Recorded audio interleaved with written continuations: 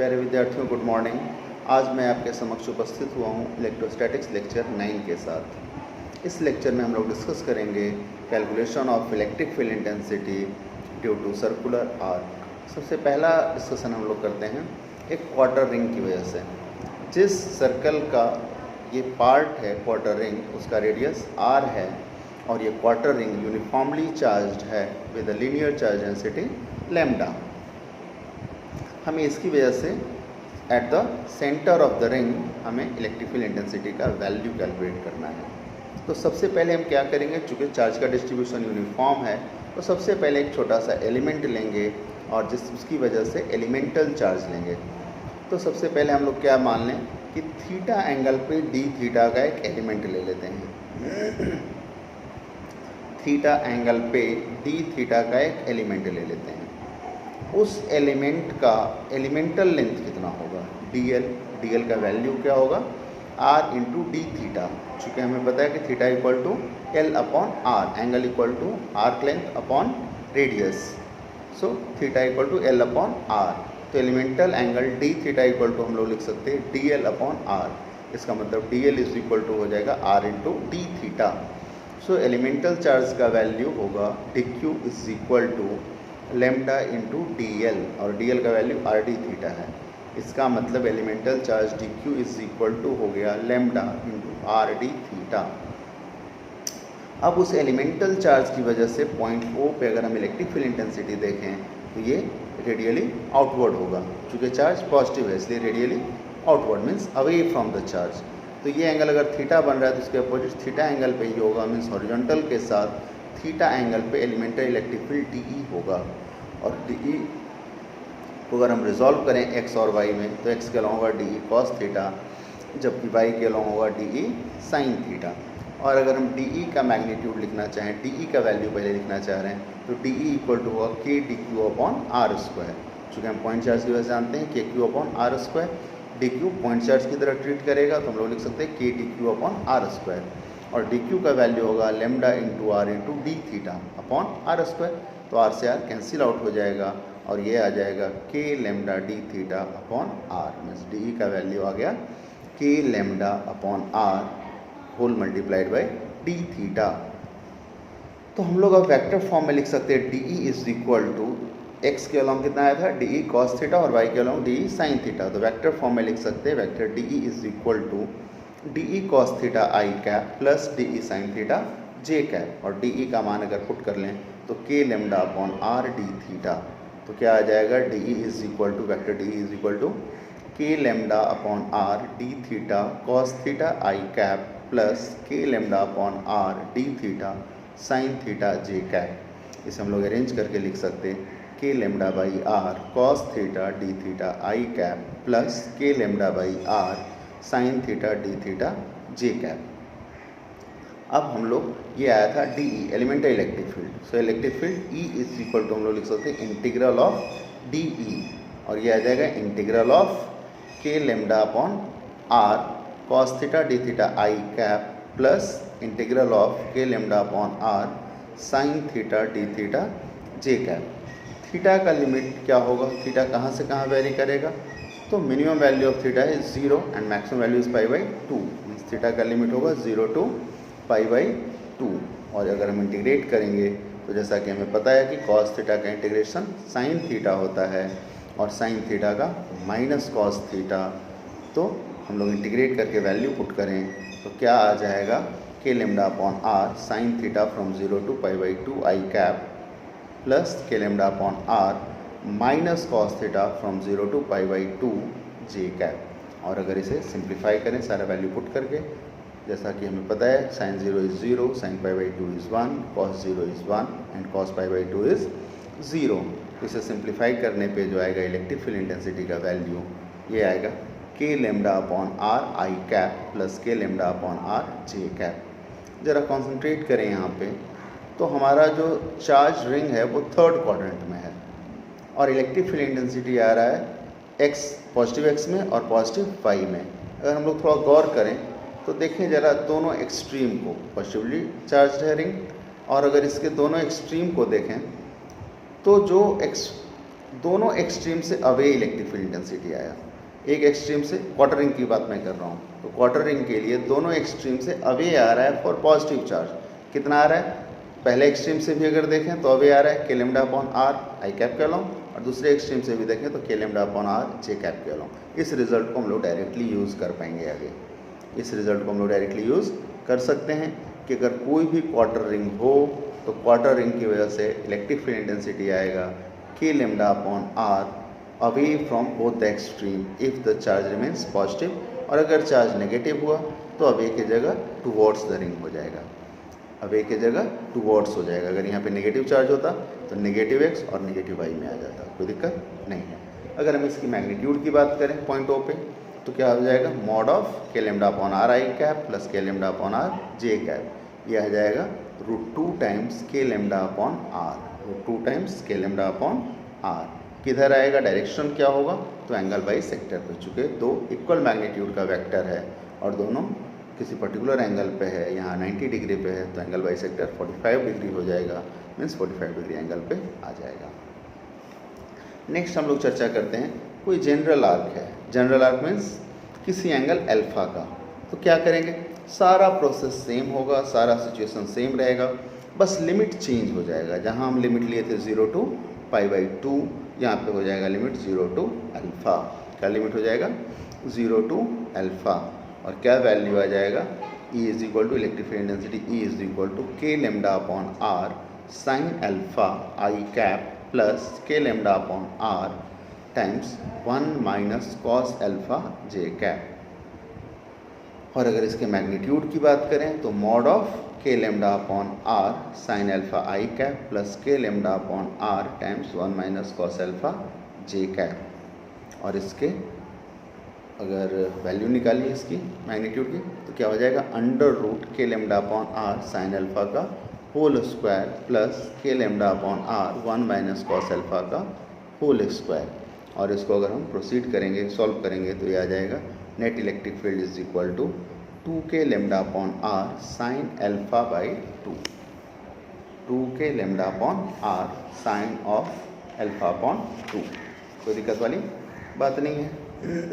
अगर हमारे पास सेमी सर्कुलर रिंग हो, positively charge semi circular ring हो, तो कोई दिक्कत नहीं, इसे हम लोग दो क्वार्टर रिंग की तरह ट्रीट कर सकते हैं।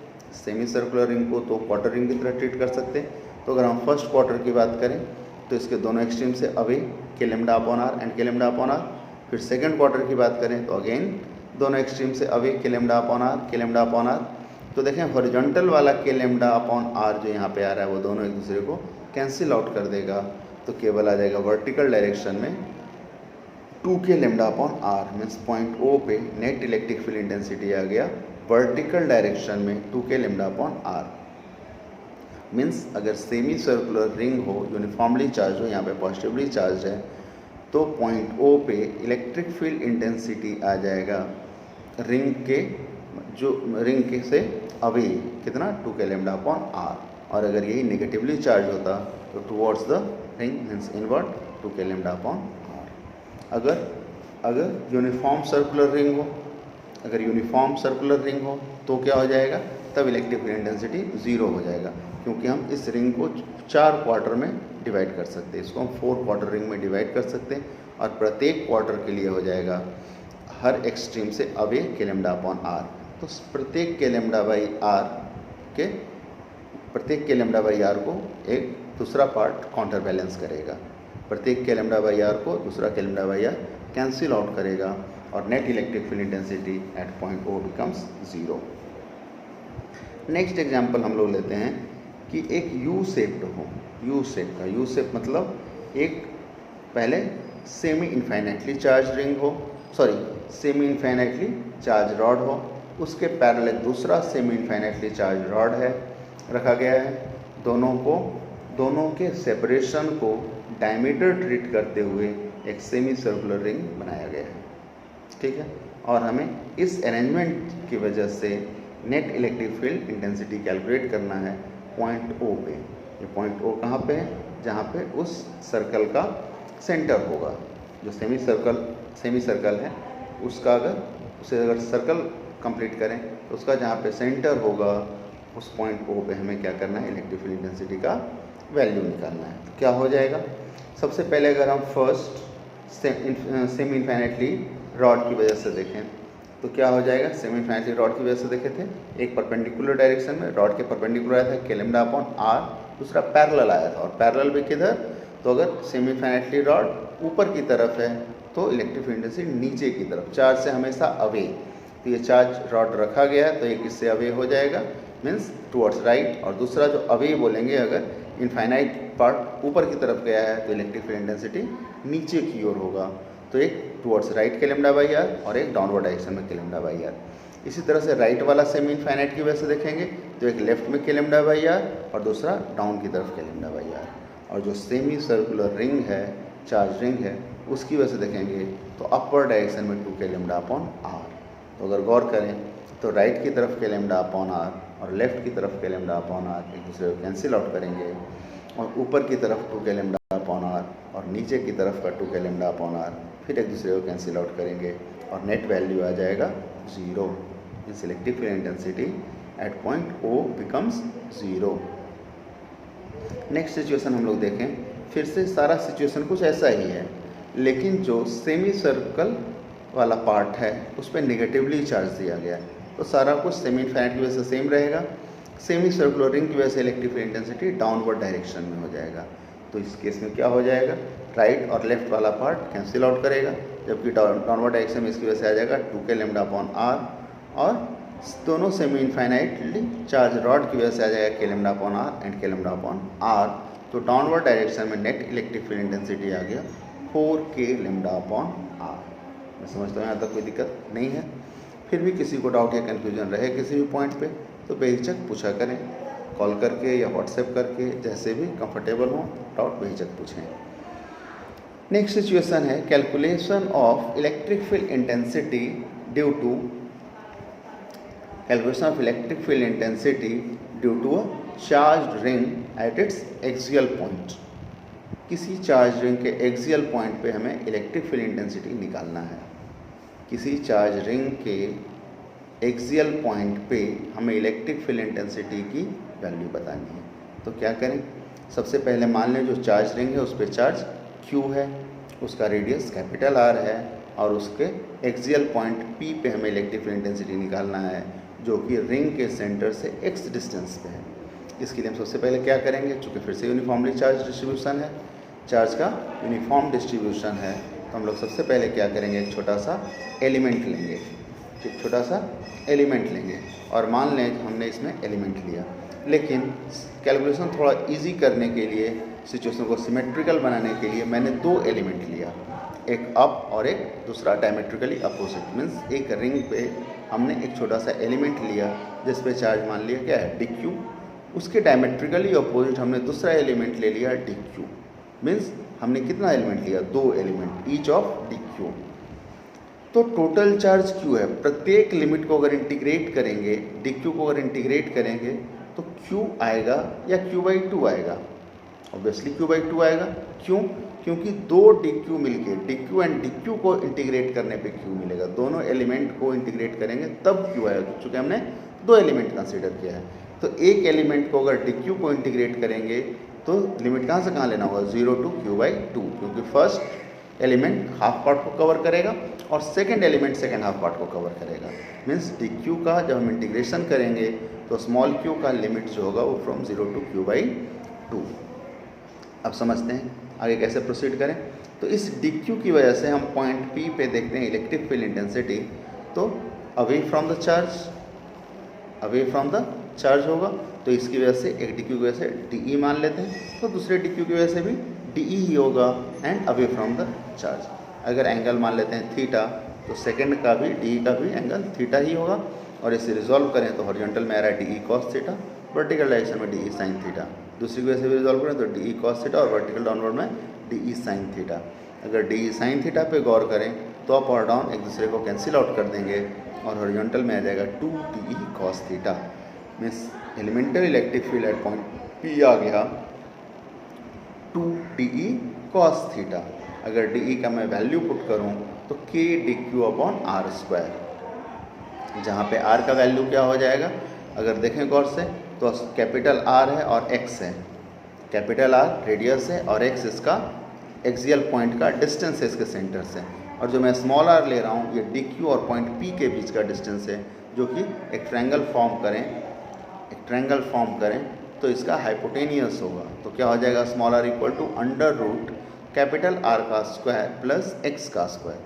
तो क्या आ जाएगा, 2 डी कॉस थीटा आया, और अगर हम डी का वैल्यू पुट करें तो k D q upon are square, जबकि कॉस थीटा का वैल्यू होता है बेस अपॉन हाइपोटेनियस, तो आ जाएगा एक्स अपॉन आर, और ये वैल्यू आ जाएगा 2kx upon R cube into D cube, 2kx upon R cube into D cube. So अगर हम लोग स्मॉल आर का वैल्यू पुट कर देते हैं तो under root are square plus x square, और अंडर रूट को हम लिख सकते हैं पावर 1/2, तो क्या लिखेंगे, r square plus x square whole power 1/2 and again whole power 3, means r square plus x square का पावर 1/2 का होल क्यूब। तो इसको अरेंज करके अगर हम लोग लिखें तो क्या आ जाएगा, 2kx upon are square plus x square whole power 3/2 into D cube. So E P is equal to integral d E P is equal to integral d E P, और इसे अगर इंटीग्रेट करें तो integral of 2kx upon are square plus x square whole power 3/2 into D cube. Constant terms को बाहर कर लेते हैं, यहाँ के भी कांस्टेंट है, एक्स भी कांस्टेंट है, कई लोगों को कन्फ्यूजन हो रहा है एक्स कैसे कांस्टेंट हो गया। एक्स इसलिए कांस्टेंट है कि पॉइंट पी जो है वो सेंटर ओ से एक्स डिस्टेंस पे गिवन है, पी पॉइंट गिवन है कि सेंटर ऑफ द रिंग से एक्स डिस्टेंस पे है, और इसी पॉइंट पी पे हमें इलेक्ट्रिक फील्ड इंटेंसिटी का वैल्यू कैलकुलेट करना है। So x is already given, तो एक्स कांस्टेंट हो गया, तो एक्स भी constant, r square plus x square whole power 3/2 is also constant. सारे कांस्टेंट्स को बाहर कर लेंगे तो केवल वेरिएबल क्या रह गया, डी क्यू, और स्मॉल क्यू का लिमिट कहाँ से कहाँ, फ्रॉम 0 to q/2। तो इसे इंटीग्रेट करने पे क्या आ जाएगा, q/2, और इसको अगर हम सिंप्लीफाई कर लें तो क्या देखेंगे कि ई पी का मान आ जाएगा kqx upon are square plus x square whole power 3/2, E P equal to kqx upon are square plus x square whole power 3/2। अगर x का वैल्यू 0 हो जाए तो इफ़ x इक्वल टू 0, तो देखें अगर इस एक्सप्रेशन में x का वैल्यू 0 पुट करें तो 0 पुट करते ही देखेंगे 0 multiplied by anything is 0, so electric field intensity becomes 0। So electric field intensity का वैल्यू क्या आ गया सेंटर पे 0। तो हम लोग क्या कर सकते हैं कि चार्ज रिंग के सेंटर पे इलेक्ट्रिक फील्ड इंटेंसिटी का मान 0 होगा। मतलब जैसा हम लोग पहले भी कर चुके हैं कि चार्ज रिंग की वजह से इलेक्ट्रिक फील्ड इंटेंसिटी का वैल्यू सेंटर पे 0 हुआ, अब भी 0 हुआ, सारा प्रोसेस ठीक है, कोई दिक्कत वाली बात नहीं है। अब हम लोग ये कैलकुलेट करना चाह रहे हैं कि इलेक्ट्रिक फील्ड इंटेंसिटी का वैल्यू मैक्सिमम कहाँ पे होगा, इलेक्ट्रिक फील्ड इंटेंसिटी का वैल्यू मैक्सिमम कहाँ पे होगा। तो हमें पता है मैक्सिमम मिनिमम का कॉन्सेप्ट कि किसी भी फंक्शन को मैक्सिमम होने के लिए इसका फर्स्ट डिफरेंशियल 0 होना चाहिए। किसी भी फंक्शन को मैक्सिमम होने के लिए इसका फर्स्ट डिफरेंशियल 0 होना चाहिए। तो क्या करेंगे, जो हमारा इलेक्ट्रिक फील्ड इंटेंसिटी का वैल्यू आया उसको, हमारा वेरिएबल क्या है, x का वैल्यू निकालना है। x का वो मान, चूँकि x तो दिया था, x दे दिया जाए और पूछे कि यहाँ पे इलेक्ट्रिक फील्ड इंटेंसिटी का वैल्यू निकालना है, तो हमें एक्सप्रेशन पता चल चुका। अब सवाल पूछे कि x के किस मान के लिए इलेक्ट्रिक फील्ड इंटेंसिटी का वैल्यू मैक्सिमम होगा, तो हमारा x क्या हो गया, वेरिएबल हो गया। क्यों, क्योंकि x का मान पूछा जा रहा है कि x के किस वैल्यू के लिए इलेक्ट्रिक फील्ड इंटेंसिटी का वैल्यू मैक्सिमम होगा। तो हम लोग क्या करेंगे, इलेक्ट्रिक फील्ड इंटेंसिटी को x के रिस्पेक्ट में डिफ्रेंशिएट करेंगे और मैक्सिमम होने के लिए उसे 0 से इक्वेट करेंगे। Means dE upon dx must be equal to 0, और dy dx ऑफ e का मान पुट करेंगे तो kqx upon are square plus x square whole power 3/2 equal to 0। dy dx of kqx upon are square plus x square whole power 3/2 must be equal to 0, और constant kq constant है, इसे बाहर कर लेंगे तो kq बाहर आ जाएगा। dy dx of x upon are square plus x square whole power 3/2 must be equal to 0। अब हमें u अपॉन वी फॉर्म का डिफ्रेंसिएशन पता है। क्या पता है कि dy dx ऑफ u upon v is equal to v du by d x minus u d v by d x upon whole divided by v square. इसी concept से हम इसे डिफ्रेंशिएट कर लेंगे और इसे डिफ्रेंशिएट करके अगर हम जीरो से इक्वेट कर रहे हैं तो हम लोग ऑब्जर्व करेंगे कि x का वैल्यू आएगा plus minus r upon root two. X का मान आएगा plus minus r upon root two. इसका क्या मतलब? इसका मतलब ये है कि x का मान मैक्सिमम होगा कहाँ पे? Either x equal to plus r by root two पे और minus r by root two पे। इसका मतलब ये कि रिंग के दोनों ही साइड पे अगर हम तो किसी भी साइड पे, दोनों साइड मतलब या तो राइट में या तो लेफ्ट में, हम आइदर साइड पे अगर r by root two distance पे जाके इलेक्ट्रिक फील्ड इंटेंसिटी देखेंगे तो उसका वैल्यू मैक्सिमम होगा। इलेक्ट्रिक फील्ड इंटेंसिटी का किसी भी साइड ऑफ रिंग पे r by root two distance पे जाके इलेक्ट्रिक फील्ड इंटेंसिटी का वैल्यू मैक्सिमम होगा। ऐसा भी बोल सकते कि अगर हम राइट साइड पे देखें तो electric field intensity towards right होगा, तो उसको अगर मैक्सिमम बोलें तो लेफ्ट वाले को मिनिमम बोल सकते हैं। मैग्नीट्यूड तो सेम होगा, मैग्नीट्यूड दोनों को मैक्सिमम ही बोलेंगे। लेकिन अगर राइट साइड पे टुवर्ड्स राइट आ रहा है तो r by two left side पे टुवर्ड्स लेफ्ट आएगा, डायरेक्शन अपोजिट आएगा। तो हम वेक्टर सेंस में बोल सकते हैं कि टुवर्ड्स राइट पॉजिटिव है तो टुवर्ड्स लेफ्ट वाले पॉइंट पे नेगेटिव है।